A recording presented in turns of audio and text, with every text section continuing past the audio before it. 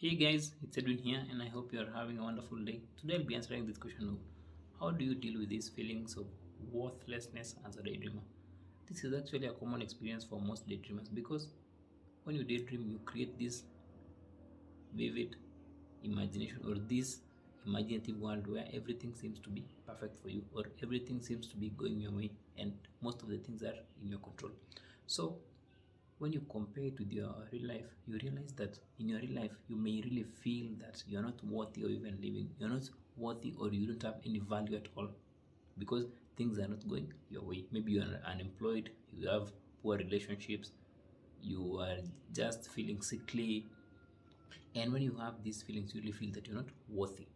So, what do you really do as a daydreamer to deal or to cope with these feelings of worthlessness? The first thing you can do is just acknowledge your feelings. Instead of beating yourself up because of how unworthy your life is, just acknowledge that at times it's okay to feel that way. You are feeling that way because there's a disconnect in your life. Instead of adding more negative feelings to an existing negative feeling, just acknowledge and accept that, hey, I'm feeling worthy, but it's okay. It means that there's something in my life I need to work on, or there's something in my life I need to change. Actually, acknowledging is always the first thing to anything, because to moving or to forging your step forward. Because when you don't accept, you deny, and when you deny, you find yourself in the cycle of self-loathing or self-hatred. But when you accept that, hey, I know I'm feeling worthless, but I can do something about it, but it's okay and it shall pass. So that's the first thing you can do. The second thing to do is you can set achievable goals in your life. So what you do with these achievable goals is you look at your daydream, look at the things which your daydream is presenting you with. If in your daydream you have a job, you have, let's say, a girlfriend or boyfriend, or you have friends, you have good relationship with your family, start by taking those things in your daydream and making them as your life goals. So let's say, for example, your goal is, let's say, to get a girlfriend. So what you can do is set that as an achievable goal for you and make it a small goal.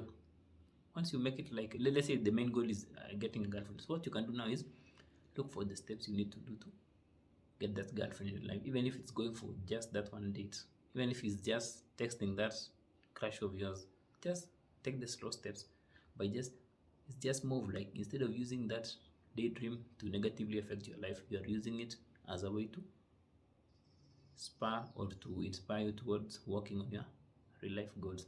And slowly by slowly, you start bridging the gap between your imaginary world and your real life. So that will really make you feel at least there's something to live for in this real world. If it's getting a job, you can start applying for jobs. If it's just doing something which you are doing in your daydream and you're not doing in your real life, just do it. And also be so easy on yourself. Don't really push yourself so hard. Like, you can't really get that girlfriend overnight. No, you can't get that job overnight. Just take the slow steps. If it's studying that one page, just study that one page. You don't have to study the whole book. Just take those small actionable steps towards some achievable goals. The other thing you can do is, of course, challenge those negative thoughts. You see, when you really feel worthless, you will really think that everything in your life or everything about you is unworthy, or everything is or you don't have any value at all. Like, you, the only place you really feel worthy is that daydream. But actually, there's a lot of things you need to be proud of in yourself. The first thing is, let's give an example of, let's say you're unemployed, or let's say you're unemployed and you've been applying for these jobs. So when you apply for these jobs, you get rejected. And then you feel that you are rejected because you're unworthy. But you're not looking at something else. You're not looking at the fact that you're applying for a role means that deep inside you, you know you have the necessary qualifications. Like, so you did study, you've studied, you are even applying for roles. So that in itself means that you still have some value to offer. You know it, but the negative thought is feeding you with the negative aspects of your life. So you just challenge those negative thoughts by looking at the contrary aspects in your life, the contrary aspects in your life, which is bringing you, which is making you feel that you have something to offer. If you feel that you don't have any friends, look at the friends you've had in the past. Look at even that one friend you have online, you are giving advice on MDD, and just look at the value you have in your life. So challenge those thoughts. Don't let them take you in this negative spiral of feeling that you are unworthy. Yeah. So those are the 3 points you can use to cope with these feelings of worthlessness. Don't let it really make you feel unworthy. But the main thing you can do actually is you can also deal with the root causes of this worthlessness. So this worthlessness is not caused by the daydream. It's caused by probably your past experience.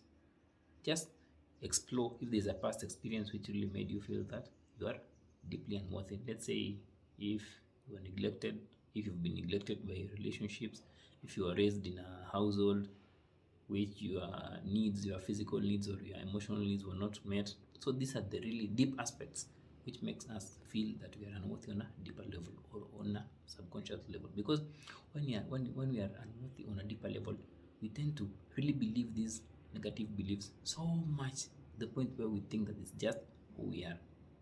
But when you deal with these root causes, when you deal with processing these stuck emotions or processing these unhealed wounds, at least you get to the point where you understand that actually what happened in the past doesn't have to affect the way you live your life in the present moment. That's how you really deal with the root causes of feeling unworthy as a daydreamer. So, hope you found that informative, guys. Of course, if you have any questions, you can send me a message or you can comment and I'll answer it in the best possible manner. Until next time, have a nice day.